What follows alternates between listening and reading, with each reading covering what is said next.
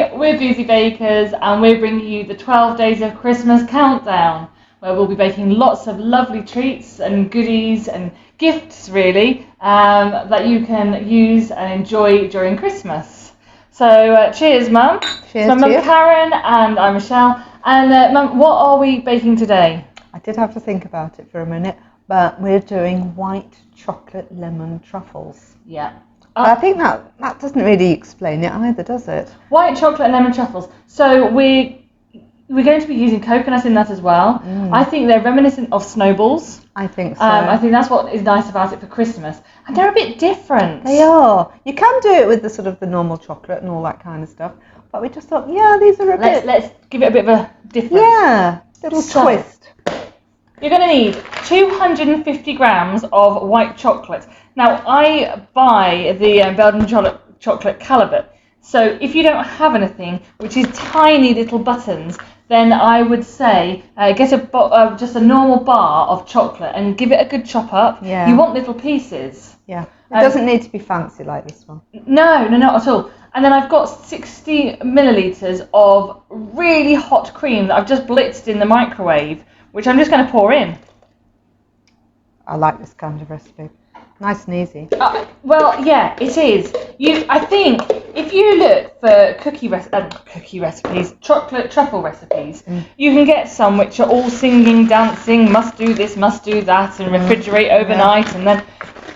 I think with Christmas, especially if you're doing this with kids as well, you want things that are just quite instant. Yes, we may have to refrigerate for a while, but it's not too much. We've done a few recipes that are technical. We want a few quick wins on these as well. We want things that... And these are nice to do with the kids. They are.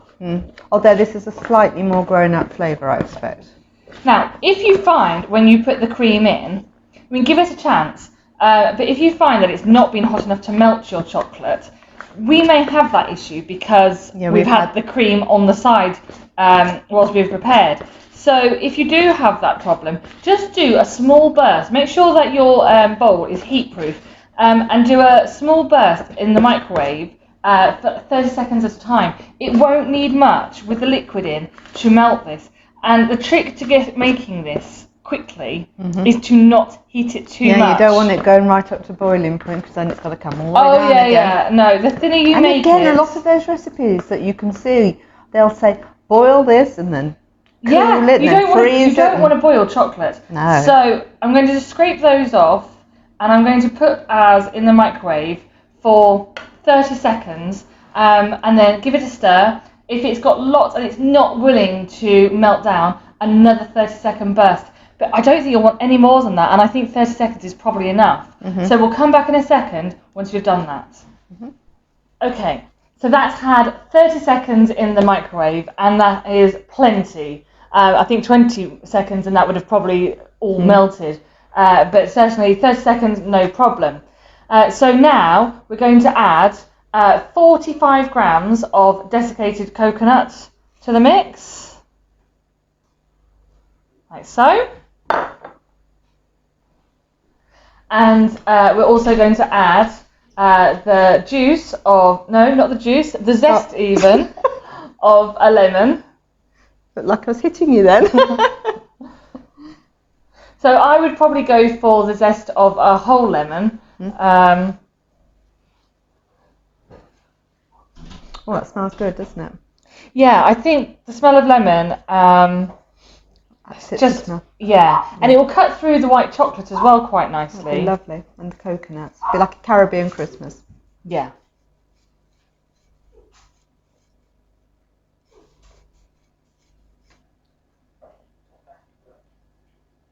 And then, just because I had one left over, save cutting this, I've got some lemon juice. We're going to add 2 teaspoons worth, so probably a couple of squeezes. 1, 2. That's 3 actually, but Do you reckon? You don't count very well. Maths is a strong subject. Let's take out the pip. Yep, that doesn't add anything to it, does it? No. And then we want to stir that all the way in. Now, if you have heated your chocolate on a high temperature or put it in for a bit more time, then you might find it's very, very runny. And if you did a small amount of heat, then you might find that your chocolate or your truffle mix is thickening. So give it a good stir. See, mine is gloopy, but it's not set enough. We want to be able to spoon this. So what I suggest is once you've had it all combined, scrape it all down, make sure it's all in the bottom of your bowl, and then put it in the fridge until it's more set. So I'm going to do that now.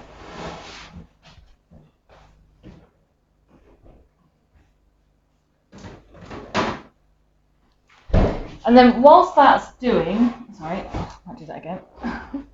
Whilst that's doing, we want to work on the toasted coconut. I always want to say toasted marshmallows. Do you? I do. To me, toasted and marshmallows is together. Yeah. So toasted coconut. So I've got some flaked or shredded coconut there, and all I want to do is just make sure that all the long pieces that are in it are just a bit smaller. So basically we're going to use this to roll the truffles in. So this is quite different to the one we used earlier, the desiccated and the flakes. Yeah. It's thinner. Well, I say it's thinner. It's really shredded. Can I try some? Yeah, of course. It's good. So actually, that really tastes as though you've just got some coconut. Yeah, it's nice, isn't it? It's quite moist. So I just want to be smaller shredded bits, just so that when you're coating a small round truffle, it's going to go all the way round. Oh. Otherwise, it starts to look a bit bird's nesty with things poking out at different angles. And there's rustic and then there's rustic. Yeah. So we're just rocking the knife over it. It's a good technique, that is. It is. So this point never leaves the board. Okay. And it's just a rocking motion. And we'll just give that a good chop. There we go. Quite happy with that. Yeah, that's great. And then I'm going to put those onto a baking tray and just toast them for a couple of minutes. It's about 160. You don't want to do this for long because you don't want it to burn or catch. Yeah, and you have to be way. careful because there's actually quite a lot of fat content in coconut. Yeah. So I'm going to have my nose pressed to the oven, I think, with the light on. Yeah, absolutely. Is that compulsory?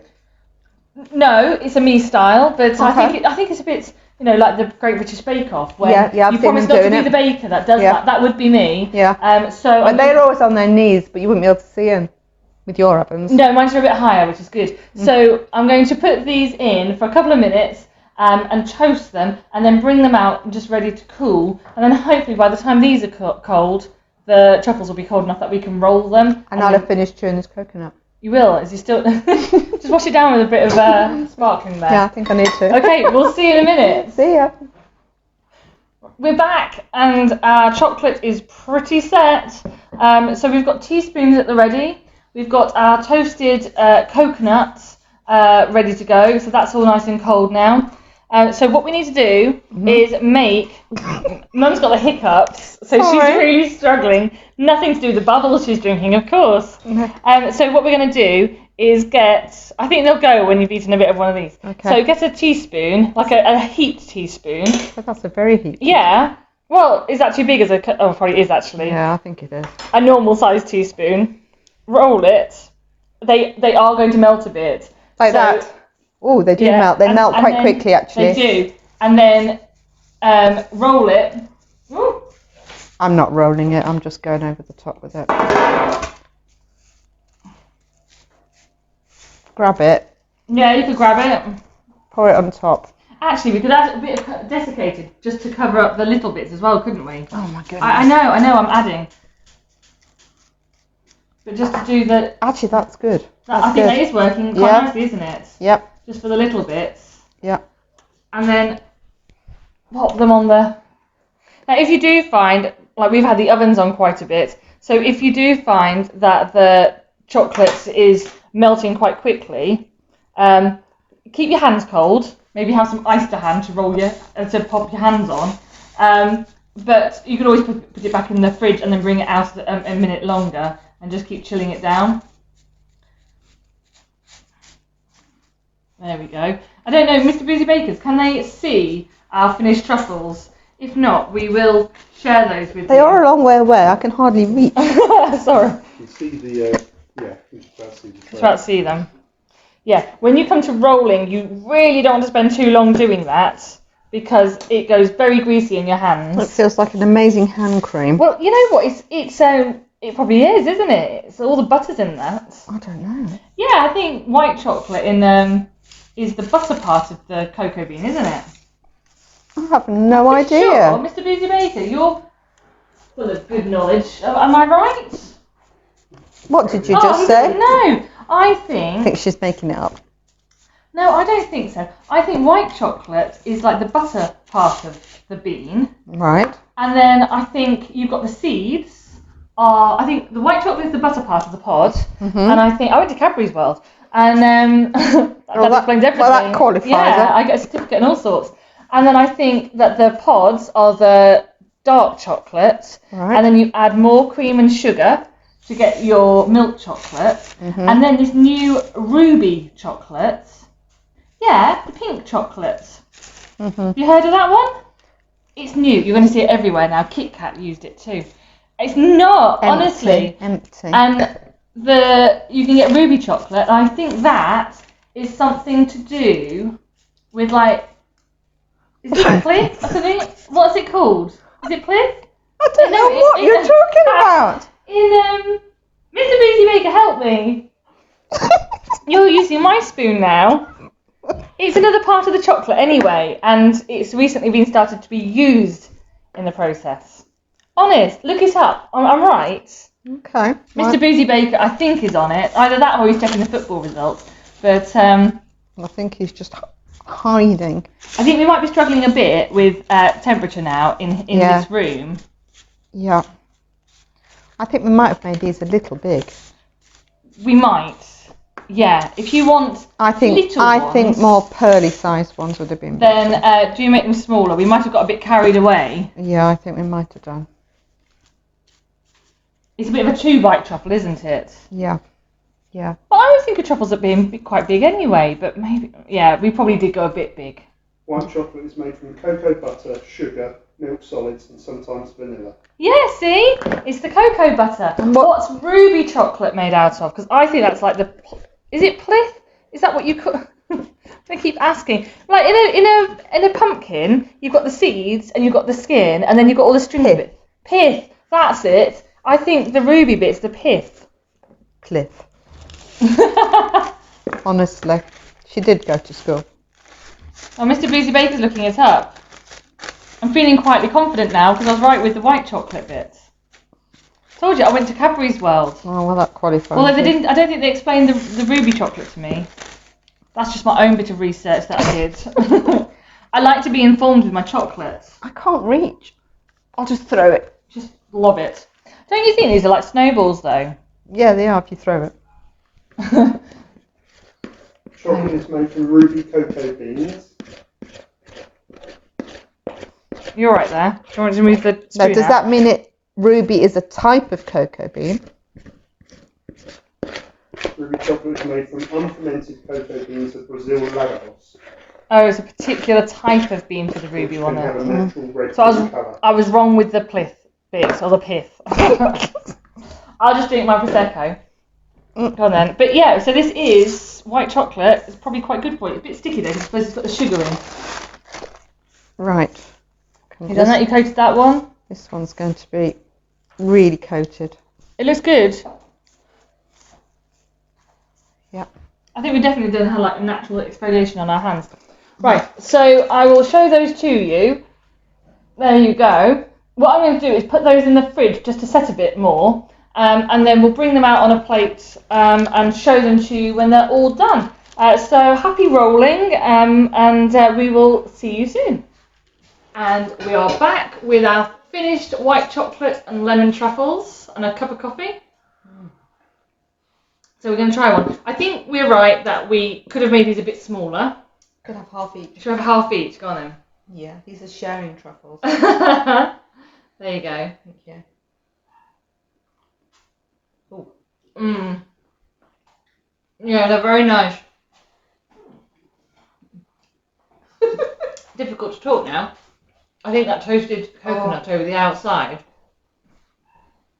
really makes them into something really quite special, decadent. I think if you had some edible gold, you could just sprinkle on them as well. That would be amazing. That'd be good. But yeah, very nice. Oh, very nice. And quite Snowball-like. So have fun making these. And of course, if you want to change them up, you could change the chocolate, change the filling, try some nuts or something like that, and have fun. If you have enjoyed our workshop, please do subscribe to our YouTube channel. There's loads more for this Christmas and lots more other workshops that we've been doing through the year and will continue to do. And if you want to show your support at all, then you are very welcome to donate a drink or virtual drink as a thank you on buymeacoffee.com/boozybakers. It's really not necessary because we do love what we do, but we do appreciate the support as well. We do. So happy Christmas, guys. Enjoy your truffle making. Bye. Bye.